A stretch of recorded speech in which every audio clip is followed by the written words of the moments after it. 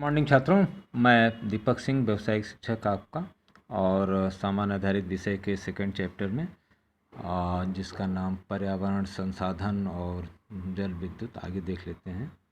तो आइए, इसका चूँकि ये भी आपको इसका स्क्रीनशॉट आप ले सकते हैं कि ये आपका सिलेबस है और ये चीज़ कैसे आपको 24 नंबर का क्वेश्चन आएगा। तो इसमें आप पर्यावरण के देखिए तो 9 चैप्टर हैं और हम लोग दूसरे चैप्टर पे आज ही पहुंच गए। तो इस तरह से अगर दो चैप्टर ही पढ़ेंगे तो कक्षा 11 ख़त्म हो जाएगा पर्यावरण। और ग्रामीण विकास में मात्र 5 चैप्टर हैं, तो इसको भी आसानी से ख़त्म कर लेंगे। और उद्यमता के विकास में अगर आप देखें तो इसमें भी करीब 7 और ये करीब इधर 8 चैप्टर हैं। तो 8 चैप्टर इसके अंदर 9 चैप्टर हैं परियोजना का चयन को लेके। तो इसे हम आराम से धीरे धीरे वीडियो में पेज के वाइज लेते हुए चलेंगे और ख़त्म भी कर लेंगे। तो आइए देखते हैं दूसरा जो चैप्टर का नाम है आपका क्या है, पर्यावरण संसाधन, शक्ति, ऊर्जा, जल और वायु। तो संसाधन का अर्थ क्या है? संसाधन का अर्थ क्या है? जो प्राकृतिक वातावरण ने हमें दिए हैं और जिसमें मानव का कोई अधिकार नहीं है, तो ये तो प्राकृतिक हो गया। और जो आप बना रहे हैं वो मानव अपने लिए यूज़ कर रहे हैं, तो वही आपका संसाधन हो गया, रिसोर्स जिसे कहते हैं, और फिर सोर्स, तो स्रोत कह लें। तो इनकी परिभाषाएं भी हैं, जैसे कि जिसकी कोई सहायता, पोषण तथा आपूर्ति हुई तो जो आश्रित है तो उसको संसाधन चाहिए। तो ये आपका संसाधन का अर्थ हुआ। दूसरे पेज पे आ जाएं अगर हम, तो बड़ा आसानी से ये आपसे क्वेश्चन इसमें से इस पेज में बन जाता है। 5 या 50 शब्दों का संसाधनों का वर्गीकरण कर दीजिए। तो वर्गीकरण मतलब सीधे वही एक जिंदा, कक्षा 5 में हम लोग पढ़े हैं, living and non living thing. मतलब जो लिविंग, जो जिंदा है, जैसे कि आपके प्लांट्स, पेड़ पौधे, और जो निर्जीव हैं। तो निर्जीव, इसमें जीवन नहीं होता, तो उसको हम कहते हैं। बस इतना इस छोटा सा क्वेश्चन है। उसके बाद अगला पेज में हम आगे बढ़ें, आप समझ जाएंगे। इसको स्क्रीनशॉट ले लीजिएगा, मैं आपको रोक लेता हूँ 1 सेकेंड, आप स्क्रीनशॉट ले लें। और उसके बाद फिर अगले पेज पे हम जाते हैं तो देखते हैं कि शक्ति के साधन और ऊर्जा के साधन क्या हैं।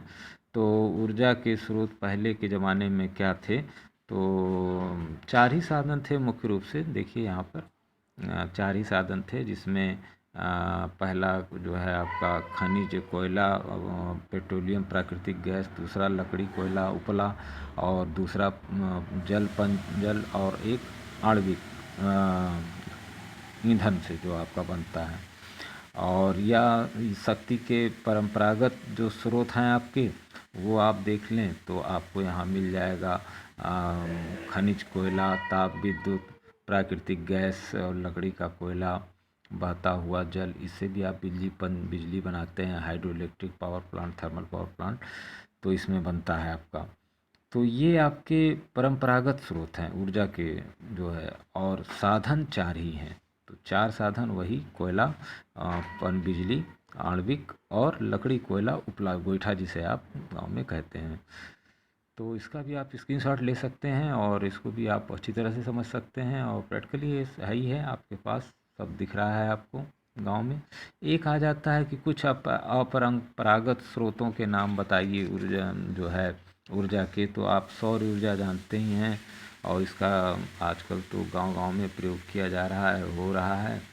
और इसमें सोलर पंप है, कूलर वाटर है, तमाम तरह की चीज़ें। पवन ऊर्जा भी, पन बिजली में आपकी बनी हुई है राजस्थान में। इसका चूँकि वेग वहाँ ज़्यादा है, इसलिए वहाँ पर पन बिजली से जो है करीब 2500 किलो विद्युत वहाँ पर उत्पन्न किया जा रहा है। देखिए, उत्पादित किया जा रहा है। तो ये, और फिर ज्वार शक्ति, ज्वार भाटा वाली भी शक्ति से हम बिजली बना सकते हैं। ये मैंने पिछले एक वीडियो में डिस्कस किया है। और भूतापीय मतलब कि ज़मीन की कई जगह 3 से 15 किलोमीटर तक काफ़ी उष्ण चट्टानें पाई जाती हैं, तो उसमें गर्म जल स्रोत मिल जाते हैं, जैसे उत्तराखंड में बद्रीनाथ, केदारनाथ, गौमुख। तो यहाँ पर तो इनसे भी हम जो है ऊर्जा सस्ती और प्रदूषण रहित जो मिल जाती है हमको।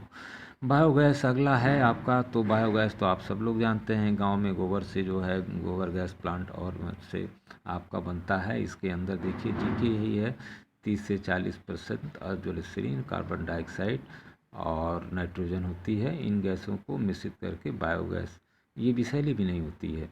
तो इसके साथ बहुत सी ऊर्जा हो गई, आपने देख ही लिया, सौर ऊर्जा, पवन ऊर्जा, ज्वार ऊर्जा, भूतापी ऊर्जा, बायो ऊर्जा। और इनका महत्व बहुत ज़रूरी है, क्योंकि अगर ये नहीं रहते तो आप खुद ही अपने आप को सोच लीजिए। और पहले संसाधनों की इसकी खोज ही उपयोग बाद में ही शुरू हुआ।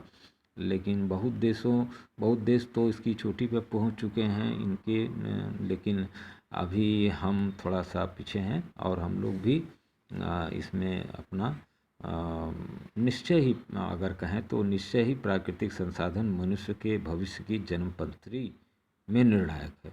आपकी जन्मपत्री पर्यावरण ही आपको तय करेगा कि आप पृथ्वी का विनाश करेंगे या पृथ्वी को बचाएंगे और जंगलों को बचाएं। तो आगे हम इसमें अगर बढ़ें तो हम पाते हैं कि आप देखिए ध्यान से, तो ये भारत के पर्यावरण संसाधन कौन कौन से हैं। तो मुख्य रूप से देखिए 6 ही हैं। और इसमें आप ध्यान से देखिए तो वन है और जल है, खनिज है, ऊर्जा है, खाद्य है और भूमि संसाधन है। यही 4 संसाधन हैं। तो वन संसाधन आप जान ही रहे हैं, इसमें आपका कई जीव जंतु रहते हैं और इससे आपको कच्चे माल भी मिलते हैं। जल संसाधन में भी आप जानते हैं कि इससे जो है जल ही जीवन है, इससे ज़्यादा क्या कहा जा सकता है। इसके बाद महासागरीय जल है, स्तरीय जल है, कुछ नदियों से है, कुछ महासागर है। लेकिन ये जीके का सवाल है कि विश्व में करीब 71% जो है आपका महानगर और समुद्रों का खारा पानी है और महासागर नदियों का जल है। और आगे अगर हम बढ़ें इसमें तो छात्रों इस पेज में आए तो जल शक्ति का महत्व। भाई देखिए जल शक्ति तो आपकी बिजली उत्पादन से, मतलब अगर आप कोई चीज़ जलाएंगे थर्मल पावर प्लांट में उसको जल से, तो जल से आप बहुत कुछ ले सकते हैं। तेल मतलब अगर आप बिजली के उत्पादन के 3 स्रोत लें तो तेल, कोयला और जल है। और ये जो कभी ना समाप्त होने वाला है, निरंतर हैं। मतलब आपका मान लीजिए पेट्रोल ख़त्म हो सकता है, कोयला ख़त्म हो सकता है, लेकिन नदियाँ तो हज़ारों साल से हैं। और भारत में तो नदियों को माँ का स्थान दिया गया है और नदियाँ तो पवित्र मानी गई हैं और प्राचीन काल से ही इसको जो है, और ये हमारे लिए पर्यावहन का भी साधन बनती हैं और कभी ना समाप्त होने वाला जल शक्ति। और आपका ये है, इसके अंदर आपको यही पूछा जा सकता है, जल शक्ति का महत्व और लाभ बताइए। तो ये आगे हम अगर दूसरे पेज पे जाएं तो आपको देखने को मिलेगा कि जो हम इनका जल संसाधन का संदोहन करते हैं तो ये इसका प्रतिकूल होगा। आपका जो है, आप ज़्यादा पानी निकालेंगे तो फिर आपको दिक्कत तो आएगी ही आएगी। जल विद्युत बड़े बड़े उद्योग खुल रहे हैं जिससे कि जल प्रदूषित हो रहा है हमारा और वनों का आकार भी छोटा होता जा रहा है। इसमें खनिज संसाधन क्या है ये आप देखने की कोशिश करें। हम आपको खनिज संसाधन की तरफ ले चल रहे हैं कि भारत में हमारे खनिज संसाधन क्या है। तो खनिज संसाधन देखिए वही कोयला, खनिज तेल, थोरियम, यूरेनियम, ये आपके खनिज संसाधन हैं और ये ज़मीन के अंदर से पाए जाते हैं। और ये इनको आप चित्रों में भी देख सकते हैं कि या स्क्रीनशॉट ले सकते हैं। कई तरह के और भी हैं, कोयला से लेके सिल्वर, डायमंड, ये सब आपके खनिज संसाधन हैं, याद रखने लायक। तो आगे फिर नेक्स्ट पे अगर हम देखें तो ये आपका जो है आपका भूमि संसाधन क्या है। भूमि संसाधन बड़ा आसान सा ये आपको जो खेती के लिए मतलब जीव जगत आधार है, इसी पर ना आप हैं। और धीरे धीरे जनसंख्या अगर बढ़ेगी तो ये धीरे धीरे कम होता जाएगा। तो भूमि का संसाधन के अंतर्गत अधिकतर तो में सब आ जाता है, पर्वत, पठार, मैदान और समतल स्थल, भूगर्भ का खनिज संपदा, मृदा आवरण, सब कुछ आ जाता है। तो लगभग 80% जनसंख्या विश्व की इसी पे संलग्न है। और भूमि एक बहुत महत्वपूर्ण प्राकृतिक संसाधन है, सॉरी, और संपूर्ण जीव जगत का आधार है, एक तरह से इसको कहें। तो इस पे अगर 10-5 लाइन आपको लिखने को आए तो भूमि संसाधन क्या है, तो ये आप अपने पिताजी से खेत में ही पूछ लीजिएगा, बता देंगे। भूमि संसाधन से ही वो आपको पढ़ा भी रहे हैं। तो खैर, आज ये हम लोग ऊर्जा का संसाधन देखते हैं कि ऊर्जा का संसाधन में हमारा क्या है।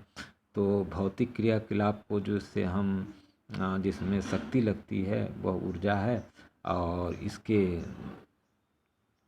मानव जीवन में इसका ऊर्जा का संसाधन भी बहुत है। तो इसमें कोयला, खनिज तेल, लकड़ी, यही देखिए साफ दिख रहा है आपको, कोयला, खनिज तेल, लकड़ी, प्राकृतिक गैस, ये सब आणविक शक्ति, पेट्रोलियम, ये इसी के अंदर ऊर्जा संसाधन में, ये ऊर्जा संसाधन में है। और वायु संसाधन में आपका पौधे से जो है पौधा सूर्य के प्रकाश से जो है क्लोरोफिल, प्रकाश संश्लेषण की क्रिया करके आपको अपना भोजन बना के ऑक्सीजन देता है। तो इससे हमारा नाइट्रोजन की मात्रा करीब 78 और ऑक्सीजन करीब आपका 21% है, और शेष में 1% में बाकी सब लोग आ जाते हैं, सारी गैसें।